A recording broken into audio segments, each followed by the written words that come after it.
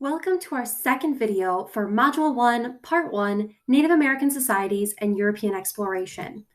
As a quick recap, I want to remind you, while you watch, try to take notes, but don't copy word for word what you're seeing on the screen or what I'm saying out loud.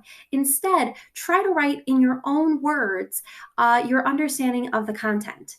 If notes really aren't your style, then go ahead and doodle. Sometimes drawing pictures and taking a creative route to understanding our content is a great way to solidify information. Just like the last video, you'll also have opportunities to pause and practice working through essential questions. And again, I encourage you to do this as you are prompted.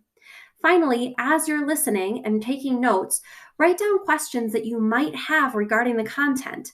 Hopefully those questions are answered as you continue watching, but if they aren't, feel free to reach out to a teacher or a classmate in order to find the right answer. So in this video, we are going to talk about three main questions. Number one, why were Europeans exploring at this point in time? Number two, what do I need to know about? Yes, we have to talk about it, him, Columbus. And then finally, what were the historical effects of Europeans on African and Native American societies? So let's go ahead and get started.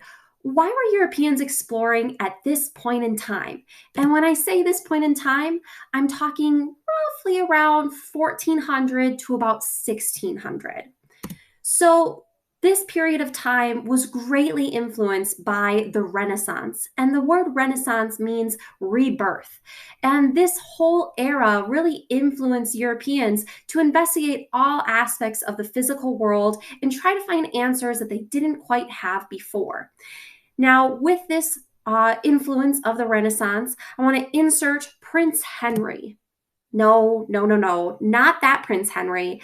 I'm talking about Prince Henry, the navigator of Portugal. He had heard of riches off the west coast of Africa and was very interested in potentially gaining these riches, specifically gold, for Portugal. A lot of historians pinpoint his initiatives as really being the kickstarter to European exploration around the 1400s. Now, to give you an idea of what Europe was kind of like within the 1400s, European society is mainly focused within small villages. And the majority of the people living within those small villages worked for lords and nobles within a system known as feudalism. Now, feudalism was a social hierarchy, and this is one of our vocabulary words in our upcoming test. Hierarchy is a social ordering by rank or class. And as you can see off to the right-hand side of this slide, I've got a pyramid kind of breaking down what feudalism would have looked like within the 1400s. As you might expect, we have a king sitting on top who is the all-powerful. But then underneath the king, we have lords or nobles who would have taken care of larger plots of land outside of the scope of the king. And underneath them, we have knights who are protecting this land, including the king. And then what's making up the majority of the population is going to be peasants or serfs who are following orders or paying rent to lords who are then loyal to the king. Now, if you're thinking, well, this isn't a great system according to maybe how we would define a strong lifestyle today, it's important to note that within the 1400s, most people accepted their position within this pyramid or this social ranking.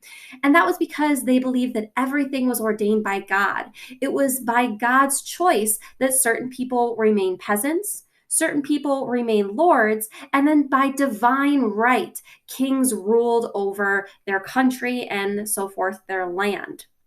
Now, there's a really important group that I want to discuss before I move forward, and that is the merchant class, which isn't specifically listed here, but they're going to be the only social class capable of really rising from the bottom to maybe not the king, of course, but at least to a higher nobility status.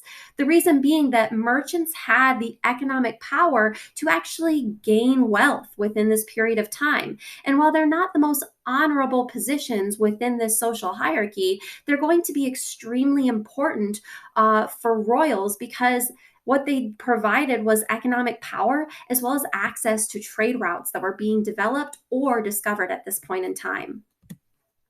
So, another main reason why Europeans are exploring, I'm going to break it down to 3 categories, and these are especially important. The first, we're going to look at God. The second, gold. And the third, glory.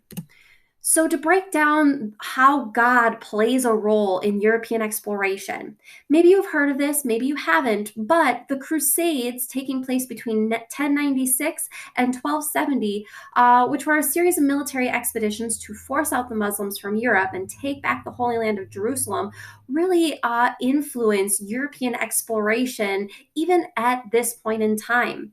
While the Crusades weren't militaristically successful, what they did do was start to push Europeans outward beyond their small villages as well as their smaller focus within their country.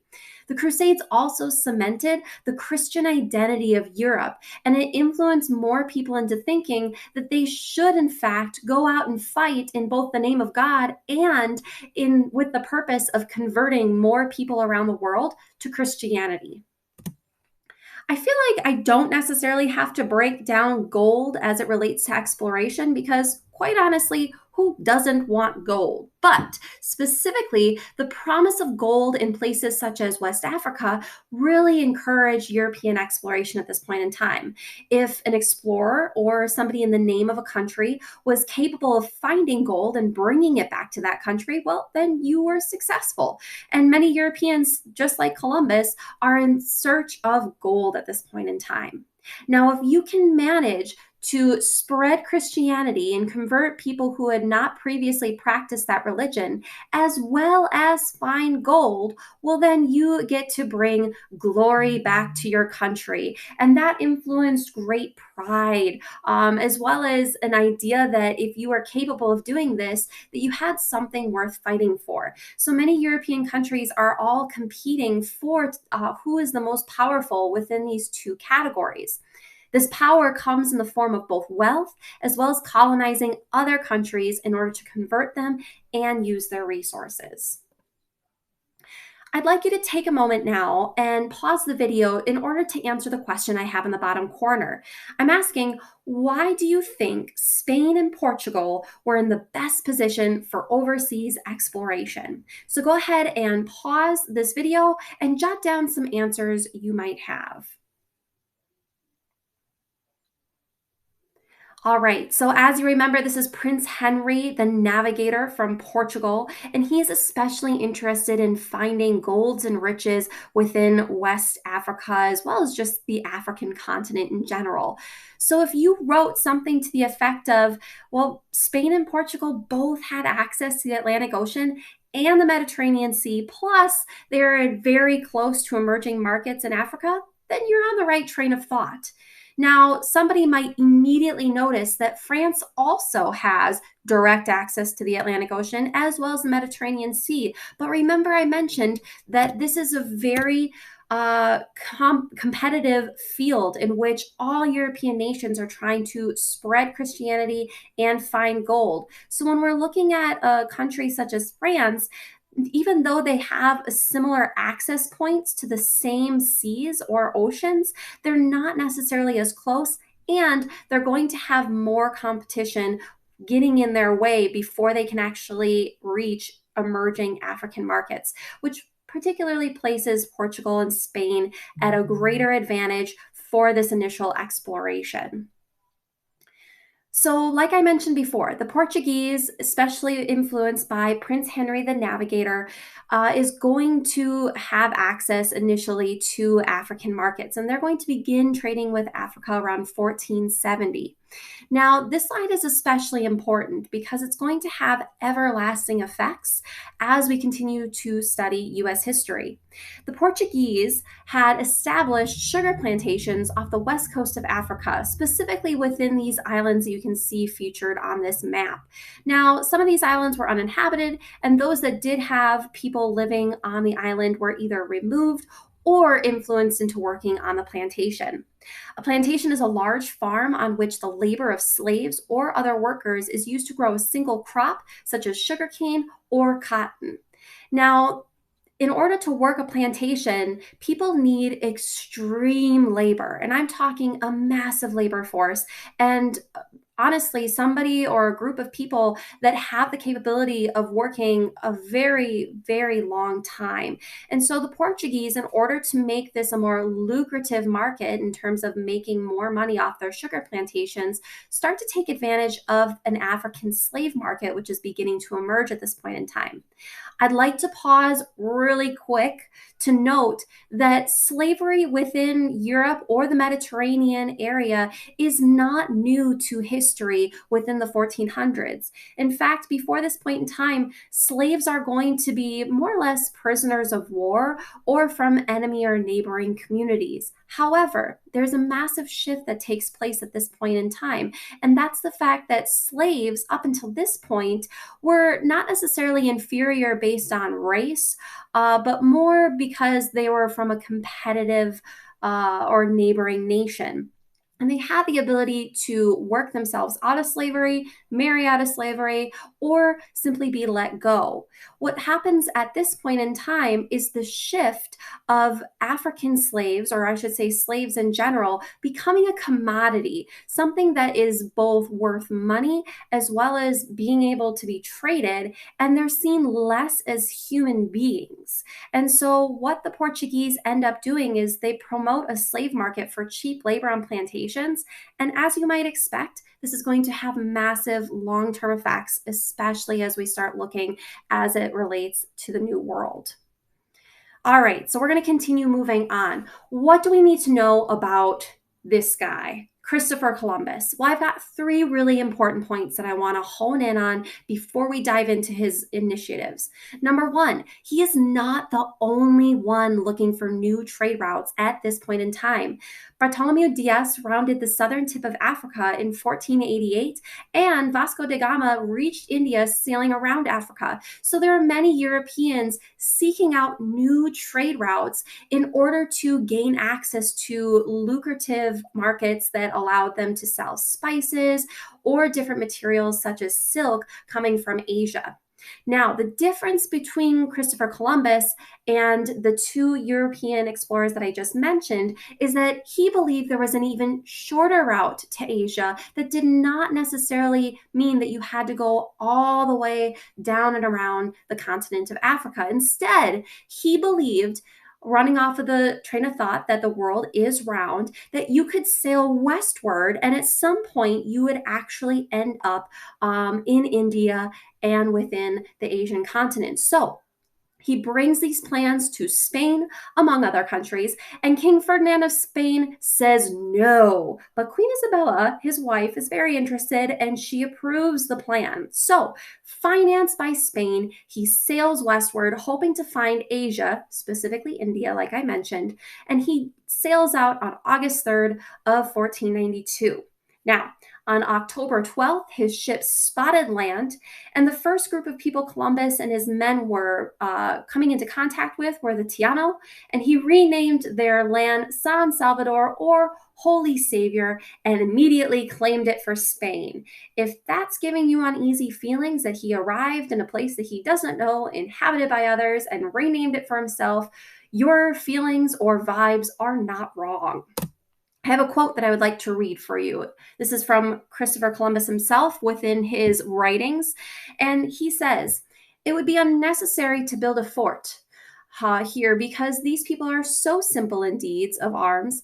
If your highness order either to bring all of them to Castile or to hold them as captives, aka slaves, on their own island, it could easily be done because with about 50 men, you could control and subjugate them all, making them do whatever you want."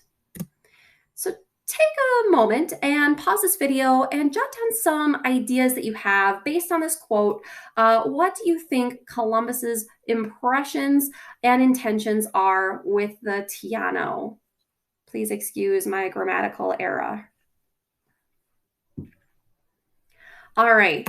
So if you pause and you guess that some of his intentions were to colonize their lands, suppress and kill them by the thousands, and generalize the entire world as we know it, hey, guess what? You are correct. So after landing, Columbus wrote back to Queen Isabella and he claimed that he had found gold, or at least that there was gold to be found based on trinkets and other pieces that he had seen natives wearing. He very much over exaggerated the fact that there was a lot of gold to be found within the Caribbean islands. And he also, over the span of 96 days, renamed and claimed every single one of those islands for Spain. He also wrote in his letters to the Queen that on every single island that he claimed for Spain, he left a cross in order to signify their now Christian conversion and the intention that Europeans, specifically the Spaniards, had within those islands. So, upon his return to Spain, and after receiving all of these letters, the Queen was thrilled. And of course, Columbus and his men brought back many trinkets, many animals, and many plants and fruits to show the Queen of the truthful value that he was bringing back. She funded 3 more voyages following this initial discovery, which included 17 ships, several hundred armed soldiers, 5 priests, and 1,000 colonists in order to subjugate, as Columbus mentioned, the native peoples within Hispaniola. All right, so we have to break down the historical effects of Europeans on Native Americans. So I'm going to break this down by speaking to some false narratives and then bringing in some true narratives based on what you might have been told in the past and what we want to focus on moving forward. So, for technological differences, a false narrative is the fact that because Europeans were more technologically advanced, they were able to control Native Americans. And this isn't quite true. Although Europeans had access to things such as guns, they are not necessarily technologically advanced. Rather, there were technological differences that made Europeans feel superior to Native Americans, especially the fact that Europeans had access to materials such as iron, which they felt gave them more protection and made them more advanced. Now, in addition to this, it's important to note that it wasn't necessarily technology that killed many Native Americans, but actually, historians record that 75 to 90% of Native Americans were killed by European diseases that were brought over. Now, when we're looking at land use moving forward, the false narrative, especially when we're looking at even Columbus, is that Native Americans didn't fully develop the land. Therefore, Europeans helped establish villages and plantations. Now, the true narrative is that some Native American nations, such as the Inca and the Aztec, had extensively developed cities that rivaled their European counterparts. And there are primary sources that back up the astonishment of European explorers to the true advancements of architecture that they came upon within the New World. In addition to this, in North America, many Native American nations did not believe in the ability to own land. And so this is going to very much have a cultural clash up against European nations. Now, the historical effects, when you're taking into account the technological differences and the land use, is that colonization is going to take place. Colonization is the establishment of outlying settlements that are controlled by a parent country. So when specifically the Spanish come to the New World, they begin colonizing the Native American lands based on the fact that they don't think that they are fully developed and based on the fact that they are taking advantage of the technological differences at hand. All right, moving on. We have now religious practices. So the false narrative is that Native Americans did not have strong religious beliefs. Therefore, they needed European guidance. Whereas instead, the after effects of the Crusades left many European nations feeling it was their duty to convert other nations or people to Christianity or to drive out such practices from their land. When I say drive out such practices, I'm referring to any religion that isn't Christianity. In addition to that, for looking at trade and economy, the false narrative is that Europeans brought a superior trade, commerce, and new markets to the New World. Whereas instead, Europeans established plantations, they turned the African slave trading into a growing money-making business, and they took advantage of free Native American labor in order to quote unquote civilize their current economic and material practices. So, in sum, the historical effects of both religious practices as well as the trade and economy of this point in time is we get two historical effects. First, the encomienda system, which is a labor system established by Spain in which encomenderos were granted Native American labor on a plantation, and they in return protected those Native Americans and taught them Christianity. I'd like to pause for a second that it's very ironic about the fact that Spanish explorers are coming over and taking over Native American lands, but then they're offering them protection in order to teach them a new religion. Now, another historical effect that is going to come out of European exploration is the Columbian Exchange. And this is the widespread transfer of plants, animals, diseases, cultures, and technology. And if you want to sum it up, it's really the beginning of globalization as we know it. So, to recap, we have Prince Henry, the navigator of Portugal, who hears of great riches within the emerging African markets. And so he sends initiatives of exploration into Africa, and specifically the Portuguese start sugar plantations just off the western coast. Now, wanting to tap into such lucrative markets, other Europeans, such as Christopher Columbus, think that there might be more efficient ways to access both Africa as well as Indian and Asian markets. And so he sails westward, hoping to find Asia, but instead stumbles upon what Europeans would call the New World, and in doing so, for the first time, starts to globalize the world as we know it. Thank you for listening to Module 1, Part 1, Native American Societies and European Exploration. If you're feeling great with your notes, awesome. Otherwise, if you'd like to double check your knowledge, go ahead and take our checkpoint quiz following this video. Thanks for listening.